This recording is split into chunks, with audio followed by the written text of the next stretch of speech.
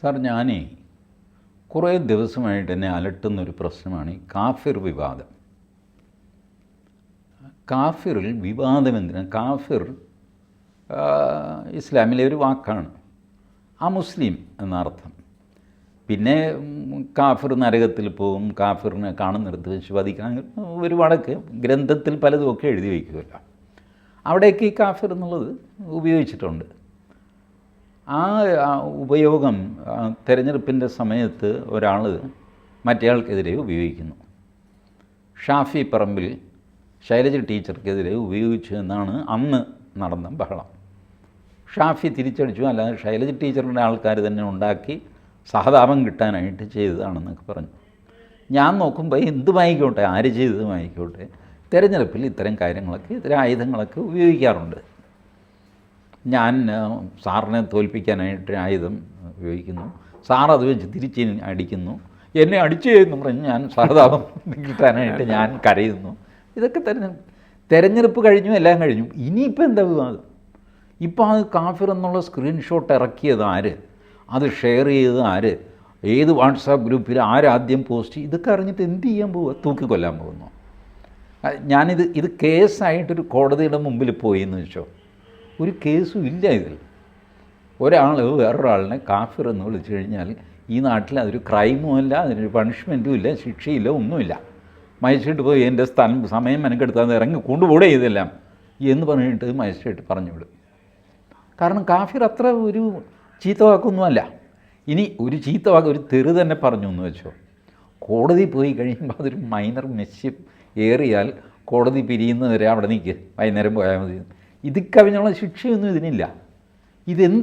എന്താ ബഹളം നടക്കുന്നത് എനിക്കറിയില്ല.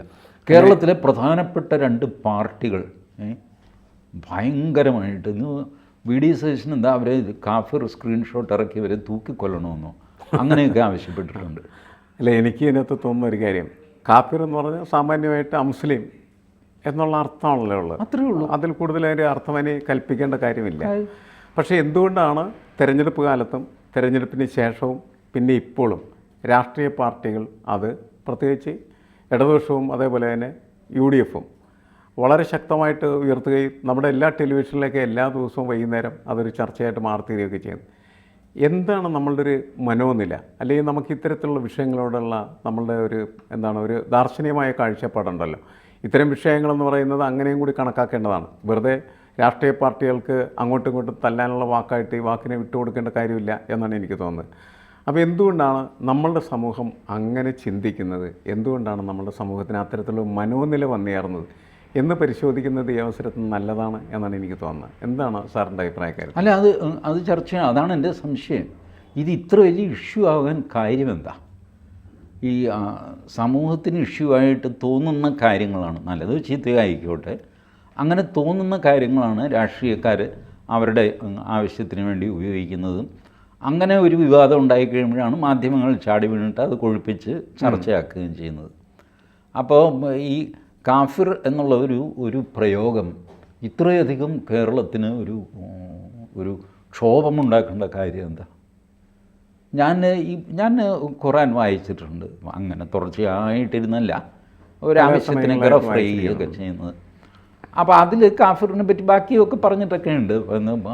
കാഫിറുകൾ നരകത്തിൽ പോകും, അങ്ങനെ ഇങ്ങനെയൊക്കെ പറഞ്ഞില്ല. ഞാനിത് ഒരു ഉസ്താദിനോട് ഇക്കാര്യത്തെക്കുറിച്ച് അന്വേഷിച്ചപ്പോൾ അദ്ദേഹം പറഞ്ഞതെന്ന് വെച്ചാൽ മുസ്ലിങ്ങളിൽ തന്നെ ചില കാഫിറുകളുണ്ട് എന്നാണ് അദ്ദേഹത്തിൻ്റെ അഭിപ്രായം. കാരണം വെച്ചാൽ മുസ്ലിം മത രീതികൾക്കനുസരിച്ച് അല്ലെങ്കിൽ അതിൻ്റെ വിശ്വാസങ്ങൾക്കനുസരിച്ച് പ്രവർത്തിക്കാത്ത മുസ്ലിങ്ങളെ ഞങ്ങൾ കാഫിറുകളെന്ന് വിളിക്കാറുണ്ട് എന്ന് അദ്ദേഹം പറയുന്നത്. അത് ശരിയായിരിക്കാം, കാരണം അവർ അമുസ്ലിമിൻ്റെ പ്രവർത്തനമാണ് നടത്തുന്നത് എന്നുള്ളതാണല്ലോ അതിൻ്റെ അർത്ഥം. അതിൽ കൂടുതലൊന്നും അതിനകത്തില്ലല്ലോ. അപ്പോൾ അവരങ്ങനെ അത് ഉപയോഗിക്കുമ്പോൾ സ്വാഭാവികമായിട്ടും അവർക്ക് അതിനകത്തൊരു സ്പർദ്ധയുള്ള രീതിയുണ്ടെന്ന് വിചാരിക്കാം. അതിനകത്ത് തന്നെ അവർ അങ്ങനെ പ്രയോഗിക്കുമ്പോൾ, കാരണം ഞങ്ങളുടെ മതമൂല്യങ്ങൾക്കനുസരിച്ച് ജീവിക്കാത്തൊരുത്തൻ എന്ന നിലയ്ക്ക് അവനെ എന്ത് ചെയ്യുന്നു, കണക്കാക്കുകയും അവനെ പർജ് ചെയ്യാനായിട്ടുള്ള ശ്രമമൊക്കെ വേണമെങ്കിൽ അവരുടെ ഭാഗത്ത് നിന്ന് നടന്നേക്കാം. അതതിനകത്ത് മാത്രമേ ഉള്ളൂ. പുറത്തുള്ള ആൾക്ക് എന്താണ് അതിൻ്റെ പ്രസക്തിയുള്ള ഒരു പ്രസക്തിയില്ല. കാരണം എന്താണെന്ന് വെച്ചാൽ അത് അമുസ്ലിം എന്ന് പറഞ്ഞാൽ ഇന്ത്യയെ സംബന്ധിച്ചിടത്തോളം ബഹുഭൂരിപക്ഷം പേര് അമുസ്ലിങ്ങളാണ്. അപ്പോൾ പിന്നെ അത് ഇവിടെ നമുക്കൊരു ചീത്ത വാക്കായിട്ട് കൊണ്ടു നടക്കേണ്ട കാര്യമില്ല. പക്ഷെ ഇവിടെ പ്രശ്നം എന്താണെന്ന് വെച്ച് കഴിഞ്ഞിട്ടുണ്ടെങ്കിൽ രാഷ്ട്രീയ പാർട്ടികൾ പഴയ കാലത്ത് മനുഷ്യനെ സംബന്ധിച്ച അടിസ്ഥാനപരമായിട്ടുള്ള ആവശ്യങ്ങൾക്ക് വേണ്ടി നിലനിന്നിരുന്ന പാർട്ടികളാണ്. അതിനു വേണ്ടിയിട്ടുള്ള പോരാട്ടങ്ങളാണ് അവർ പല രീതികളിലായിട്ട് നടത്തിക്കൊണ്ടിരുന്നത്. വ്യത്യസ്തമായിട്ടുള്ള കാഴ്ചപ്പാടുകളുണ്ടായിരിക്കാം, അവരെ നയിക്കാൻ പ്രത്യേകമായിട്ടുള്ള പ്രത്യയശാസ്ത്രങ്ങളുണ്ട്, അതൊക്കെ ശരിയാണ്. ഇതെല്ലാം പഴയ കഥകളാണ്. ഇന്നത്തെ രാഷ്ട്രീയ പാർട്ടികളെ സംബന്ധിച്ചിടത്തോളം പ്രത്യയശാസ്ത്രമില്ല, ജനങ്ങളുടെ അടിസ്ഥാനപരമായിട്ടുള്ള ആവശ്യങ്ങളെ മുൻനിർത്തിയുള്ള പോരാട്ടങ്ങൾക്ക് പ്രസക്തിയില്ല. പകരം തെരഞ്ഞെടുപ്പ് ഗോതയിൽ ഇറങ്ങുന്ന സമയത്ത് പരസ്പരം ചെളിമാറി ചെയ്യുന്നതിനും ചീത്ത വിളിക്കുന്നതിനുമൊക്കെ വാക്കുകളും അതേപോലെ തന്നെ വക്കൊടിഞ്ഞ കാര്യങ്ങളൊക്കെ അന്വേഷിച്ച് നടക്കുന്ന ഇവർ നീക്കുക. അത് കഴിഞ്ഞ് അതിൻ്റെ സമയം കഴിഞ്ഞു. അതുവരെ ഇവരെങ്ങനെ നമുക്ക് ബോധ്യപ്പെടുത്തി കൊടുക്കാൻ പറ്റുമത്? അത് വലിയ പ്രയാസമാണ്. അതിൻ്റെ ഒരു വ്യത്യാസം എന്താണെന്ന് വെച്ചാൽ കാഫിർ മതസംബന്ധമായ ഒരു വാക്കാണ്. ഇപ്പം തെരഞ്ഞെടുപ്പിൽ മതം ഉപയോഗിച്ചു എന്നുള്ളതാണ് ഒരുപാട് പേരുടെ ഉപബോധ മനസ്സിൽ കിടക്കുന്നത്. തെരഞ്ഞെടുപ്പിൽ മതസംബന്ധമായ വാക്ക് ഉപയോഗിച്ചു, അത് ഉപയോഗിക്കുന്നതിന് യാതൊരു തെറ്റുമില്ല. തെരഞ്ഞെടുപ്പിൽ മതം ഉപയോഗിച്ചുകൂടാ എന്നൊരു നിയമവുമില്ല. അതില്ല. ഭരണകൂടത്തിന് മതം പാടില്ല എന്നുള്ളതല്ലാതെ രാഷ്ട്രീയത്തിൽ മതകാര്യങ്ങൾ ചർച്ച ചെയ്യരുതെന്നോ തെരഞ്ഞെടുപ്പിൽ അത് ഉപയോഗിക്കരുതെന്നോ അങ്ങനെയൊന്നുമില്ല. തെരഞ്ഞെടുപ്പിൽ മത്സരിക്കുന്ന എനിക്ക് ഹിന്ദുക്കളെ എനിക്ക് വോട്ട് ചെയ്യുവിൻ എന്ന് പറയാം, അതിലൊരു തെറ്റുമില്ല. ക്രിസ്ത്യാനികളുടെ വോട്ട് എനിക്ക് വേണ്ട എന്ന് എനിക്ക് പറയാം, ഒരു തെറ്റുമില്ല.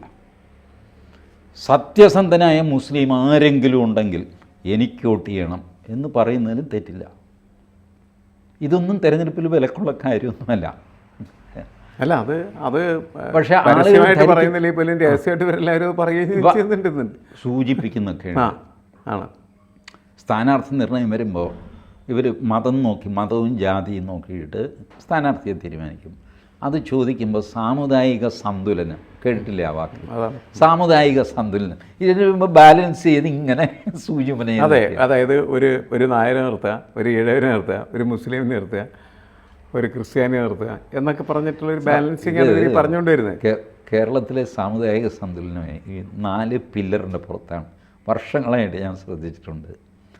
നായർ, ഈഴവ, ലത്തീൻ കത്തോലിക്ക, മുസ്ലിം, ഈ 4 പില്ലർ ബാലൻസ് ചെയ്യുന്നതാണ് ഈ സാമുദായിക സന്തുലനം. ബാക്കി അതിനിടയ്ക്ക് അവിടെ ഇവിടെയൊക്കെ എന്തെങ്കിലുമൊക്കെ, കാരണം കണ്ടമാനം ഇത് പൊളിഞ്ഞും പോകരുതല്ലോ, അപ്പോൾ ബാലൻസ് ചെയ്യാനായിട്ട് വരും. പിന്നെ ചിലരൊക്കെ ഇതിന് മുകളിലേക്ക് വളർന്നവരുണ്ടാകും. അവരുടെ കാസ്റ്റ് എന്തായാലും ശരി, അയാളുടെ ലത്തീൻ കത്തോലിക്കയാണോ മാർത്തോമയാണോ എന്തുവായിക്കോട്ടെ, അയാൾ സ്വന്തം ഒരു കോൺസ്റ്റിറ്റ്യുവൻസി ഉണ്ടാക്കി വയ്ക്കും. ആ കോൺസ്റ്റിറ്റ്യുവൻസിന് അയാളെ മാറ്റാൻ പറ്റില്ല. അങ്ങനെയാണ് പാലയിൽ കെ എം മാണി. കത്തോലിക്കനായതുകൊണ്ടില്ല, കെ എം മാണി ആയതുകൊണ്ടാണ്. അവിടെ മാണി തന്നെയാണ്. പുതുപ്പള്ളിയിൽ ഉമ്മൻചാണ്ടി, ഓർത്തഡോക്സ് ആയതുകൊണ്ടൊന്നുമല്ല, ഉമ്മൻചാണ്ടി ആയതുകൊണ്ടാണ്. അതുപോലെ മഞ്ചേരി, മലപ്പുറം, വേങ്ങര തുടങ്ങിയ സ്ഥലങ്ങളിൽ മുസ്ലിം ആയിരിക്കണം. അത് വേറെ ആരെങ്കിലും അയാൾ മോശക്കാരനായതുകൊണ്ടില്ല, മുസ്ലിം അല്ല. അതുകൊണ്ട് EMS നമ്പൂതിരിപ്പാടിനെ കൊണ്ടുപോയി നിർത്തി കഴിഞ്ഞാലും സങ്കടത്തോടെ അവർ തിരിച്ചു വോട്ട് ചെയ്യും, കാരണം മുസ്ലിമല്ല. മഹാത്മാഗാന്ധി നിന്നാൽ തോറ്റുപോകും, മുസ്ലിമല്ല. അങ്ങനെ അതാണ് പൊളിറ്റിക്കൽ റിയാലിറ്റി.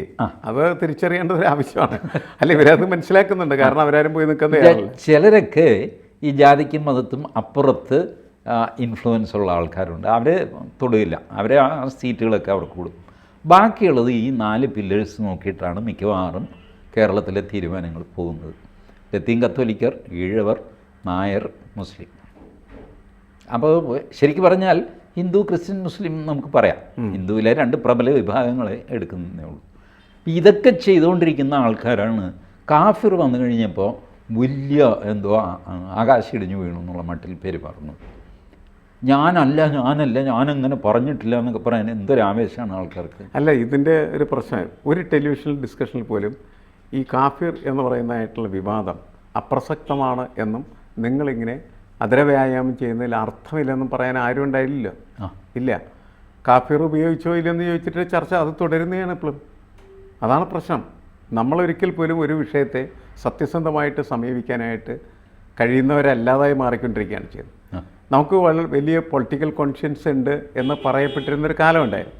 ആ പൊളിറ്റിക്കൽ കോൺഷ്യൻസ് അല്ലെങ്കിൽ രാഷ്ട്രീയ ബോധം എന്ന് പറയുന്നത് ഇന്നത്തെ നമ്മളുടെ സമൂഹത്തിന് സമ്പൂർണ്ണമായി നഷ്ടപ്പെട്ടിരിക്കുന്നു എന്നാണ് എനിക്ക് തോന്നുന്നത്. അത് ഈ ചർച്ചകളിങ്ങനെ കൊണ്ടുപോയാൽ ഉണ്ടാകുന്ന ദോഷം, ഇതുമായിട്ട് ഒരു ബന്ധവുമില്ലാത്ത വിഷയം ഞാൻ പറയാം. ഇപ്പോൾ ഈ മുണ്ടക്കൈ ദുരന്തം നടന്ന ഉരുൾപൊട്ടൽ, അത് വികസിപ്പിച്ചിട്ട് വയനാട് ഉരുൾപൊട്ടൽ എന്ന് ഉപയോഗിക്കാൻ തുടങ്ങി. വയനാട് കുഴപ്പത്തിൽ, വയനാട് വലിയൊരു ജില്ലയാണ്, ആൾപ്പാർപ്പ് കുറവാണെങ്കിൽ, ജനസംഖ്യ കുറവാണെങ്കിലും വലിപ്പത്തിൽ വലിയൊരു ജില്ലയാണ് വയനാട്. വയനാട്ടിൽ ഒരുപാട് ടൂറിസം വരുമാനമുള്ള ജില്ലയാണ്. ഹോം സ്റ്റേ ഉണ്ട്, റിസോർട്ടുകളുണ്ട്, ഒരുപാട് പേര് രാവിലെ വന്നിട്ട് വൈകുന്നേരം തിരിച്ചു പോകുന്ന ട്രിപ്പായിട്ട് പോകുന്നവരൊക്കെയുണ്ട്. ഇതെല്ലാം തന്നെ കഴിഞ്ഞ മാസം ക്യാൻസൽ ചെയ്യപ്പെട്ടു. ഇതിന് കാരണം എന്താണെന്ന് വെച്ചാൽ നമ്മൾ നടത്തിയ പ്രചണ്ഡമായ കവറേജ്. വയനാട് ജില്ല മുഴുവൻ അപകടത്തിലാണെന്നും ഒലിച്ചു പോയെന്നും ഒക്കെയുള്ള പ്രചാരണം. ഗാഡ്ഗിൽ കമ്മിറ്റി റിപ്പോർട്ട് ഞാൻ അനുകൂലിക്കുന്ന റിപ്പോർട്ടൊക്കെയാണ്. പക്ഷേ ഈ പെർട്ടിക്കുലർ ഇൻസിഡൻസിൽ ഈ ബിയോണ്ട് ലിമിറ്റ്സ് ഗാഡ്ഗിൽ റിപ്പോർട്ടിനെ അങ്ങ് ഫ്ലാഷ് ചെയ്തു. ഗാഡ്ഗിലിൻ്റെ ചില ജനറൽ കമൻസ് വയനാടിനെ പറ്റിയാണ് എന്ന് തോന്നത്തക്ക രീതിയിൽ പ്രചരിപ്പിച്ചു. ഫലത്തിൽ ടൂറിസം മേഖല തകർന്നുപോയി. ഇപ്പോൾ ടൂറിസം രംഗത്ത് പ്രവർത്തിക്കുന്ന ഒരാൾ എന്നോട് പറഞ്ഞു, കുറഞ്ഞത് 20,000 പേർക്ക് ജോലി നഷ്ടപ്പെട്ടു ടൂറിസം രംഗത്ത്. വണ്ടിക്കാർ, driver, cleaner, home tour operator, home stay, അത് ഇതൊക്കെ ആയിട്ട് അവർ തൊഴിൽരഹിതരായി. അയാൾ പറഞ്ഞു 300 പേര് മരിച്ചു, ഞങ്ങൾക്ക് സങ്കടമുണ്ട്. 10-20 പേരെ ഇപ്പോഴും കാണാനില്ല, മൊത്തം 500 എന്ന് വെച്ചോ. ഈ 500 പേർക്ക് വേണ്ടിയിട്ട് ഈ സാധനം ഹൈപ്പ് ചെയ്ത് നശിപ്പിച്ച് ഞങ്ങളുടെ ഉപജീവനം ഇല്ലാതെയാക്കി. ഒരപകടവും ഇല്ലാതെ ഇപ്പോഴും പോകാവുന്ന സ്ഥലങ്ങൾ വയനാട്ടിലുണ്ട്. വയനാട് മുഴുവൻ ഒലിച്ചു പോയിട്ടില്ല.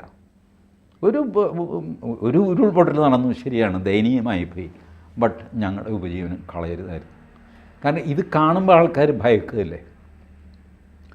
ഞാൻ പറഞ്ഞു അങ്ങനെയൊക്കെ ക്യാൻസൽ ചെയ്യുക. അയാൾ പറഞ്ഞു അങ്ങനെയല്ല. വരുന്ന ടൂറിസ്റ്റ് നോക്കുമ്പോൾ അയാൾ പറഞ്ഞു സാർ ഇപ്പോൾ ഉത്തരാഖണ്ഡിൽ പോകാൻ പോകുന്നു. അപ്പോഴാണ് ഉത്തരാഖണ്ഡിലെ വിഷ്വൽസൊക്കെ വെച്ചിട്ട് TV ചാനലുകളൊക്കെ ബഹളം വയ്ക്കുന്നു, ഒരുപാട് വെള്ളം ഒഴുകുന്നു, ആൾക്കാർ മുങ്ങിപ്പോകുന്നു, വണ്ടി മുങ്ങിപ്പോകുന്നു. സാറ് പോകുന്ന ഉത്തരാഖണ്ഡുമായിട്ട് ഇത് 150 കിലോമീറ്റർ ദൂരെയാണ് ഈ വെള്ളവും കുത്തൊഴുക്കും ഒക്കെ കാണുന്നത്. ബട്ട് സാർ എന്ത് ഈ കേരളത്തിലെ ഒരാളെന്നുള്ള നിലയ്ക്ക് വേണ്ട. എൻ്റെ ഭാര്യ എന്നോട് പറയും നമുക്ക് പോകണ്ടെന്ന്, അവിടെ എന്തോ വലിയ വെള്ളപ്പൊക്കവും പ്രശ്നമൊക്കെ, ട്രിപ്പ് ക്യാൻസൽ ചെയ്യും.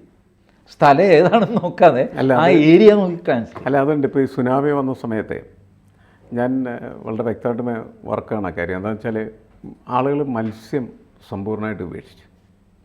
എന്താണ് കാരണം എന്ന് അവരോട് അന്വേഷിച്ച സമയത്ത് അവർ പറഞ്ഞു അതൊക്കെ മനുഷ്യൻ്റെ ശവം തിന്നുന്ന സാധനങ്ങളാണ്, ഞങ്ങളെങ്ങനെ തിന്നും.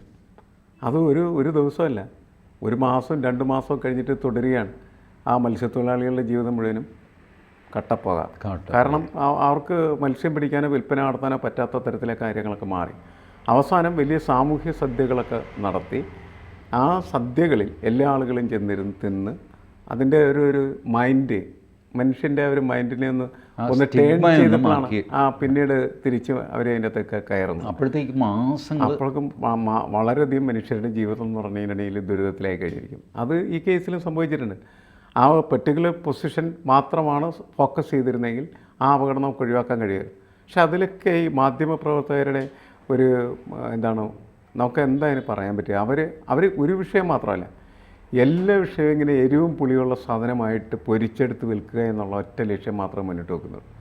അത് മാറാതെ ഈ പ്രശ്നങ്ങൾ മാറില്ല. കാഫിർ മാറണമെങ്കിലും അതൊക്കെ തന്നെ മാറേണ്ടത്. കാഫിറിനെ സംഭവിച്ചത് ഇതാണ്, അനാവശ്യമായിട്ട് ഈ മുസ്ലിം സൊസൈറ്റി ഡെമണൈസ് ചെയ്യുക എന്ന് പറയില്ല, അവരുടെ വാക്കാണ് കാഫിർ.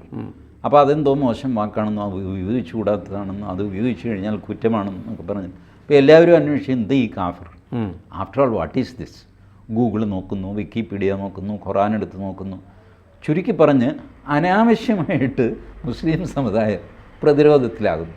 അതെ, അതാണ് സംഭവം. അവരാരും ഉപദ്രവിക്കുക കുറ്റം പറയുകയൊന്നും ചെയ്യുന്നില്ല. പക്ഷെ മൊത്തത്തിൽ ഈ വാക്ക് അവരുടെയാണല്ലോ. അപ്പം ആ വാക്ക് ഒരു വലിയ തെറിവാക്കാണ്, ഉപയോഗിച്ചുകൂടാത്തതാണ് എന്ന് പറയുമ്പോൾ ആ വാക്ക് ഏത് ഗ്രന്ഥത്തിലാണോ ഉള്ളത് ആ ഗ്രന്ഥം മോശമാണ്, ഇങ്ങനെയൊക്കെയുള്ള വേണ്ടാത്ത ധാരണകൾ. അതെ, ഇസ്ലാമോഫോബിയ എന്നൊക്കെ പറയുന്നത് ഡെവലപ്പ് ചെയ്ത് വരുന്നതിൻ്റെ ഒരു ചെറിയ ഇതുപോലത്തെ ഇങ്ങനെയുള്ള സാധനങ്ങളിൽ നിന്നുണ്ടായി വരുന്നത്. ഞാൻ നോക്കിയിട്ടുണ്ട്, ഒരാൾ വേറൊരുത്തന്നെ തെരഞ്ഞെടുപ്പിൻ്റെ സമയത്ത് ആ കിഴങ്ങനോട് പോകാൻ പറ എന്ന് പറയുന്ന പ്രാധാന്യം മാത്രമേ ഈ കിഴങ്ങൻ അത്ര നല്ലൊരു വാക്കാണോ? അല്ല. എന്നാൽ അതൊരു തെറിയാണോ? ഇത്ര വലിയ ഇഷ്യൂ ഉണ്ടാക്കാൻ തെരഞ്ഞെടുപ്പിൽ ഇതൊക്കെ ചെയ്യും. തെരഞ്ഞെടുപ്പ് കഴിയുമ്പോൾ കഴിഞ്ഞു. അത് കഴിയണം. തെരഞ്ഞെടുപ്പ് കഴിഞ്ഞാൽ മാത്രമാണ് കഴിഞ്ഞ് ഇത് അതിൻ്റെ ഒരു സ്പോർട്സ്മാൻ സ്പിരിറ്റ് അപ്ലൈ നമുക്ക് ഉൾക്കൊള്ളാൻ പറ്റുള്ളൂ. തെരഞ്ഞെടുപ്പിൻ്റെ സമയത്ത് എനിക്കിത് മനസ്സിലായി. തെരഞ്ഞെടുപ്പിൻ്റെ ആവശ്യത്തിന് അവർ ഉപയോഗിക്കുന്നു, ശരി, എഗ്രീഡ്. ഈ തെരഞ്ഞെടുപ്പ് കഴിഞ്ഞിട്ട് പിന്നെ വലിയ അന്വേഷണവും CBI അന്വേഷണവും അത് വാട്സാപ്പ് ഗ്രൂപ്പും അതും ഇതും ചർച്ചയും ബഹളും, അപ്പോഴേ എനിക്ക് സംശയം ഇടും, എന്തൊരു ഭ്രാന്ത്. അത് ഭ്രാന്താണെന്ന് പറയേണ്ടത് ഒരു ആവശ്യമാണ്. ശരി, തിരിച്ചറിയപ്പെടുമെന്ന് പ്രതീക്ഷിക്കാം. കൂടുതൽ വാർത്തകളും വിശേഷങ്ങളും നിങ്ങളിലേക്ക് എത്താൻ ABC മലയാളം സബ്സ്ക്രൈബ് ചെയ്യുക, ബെൽ ബട്ടണും അമർത്തുക.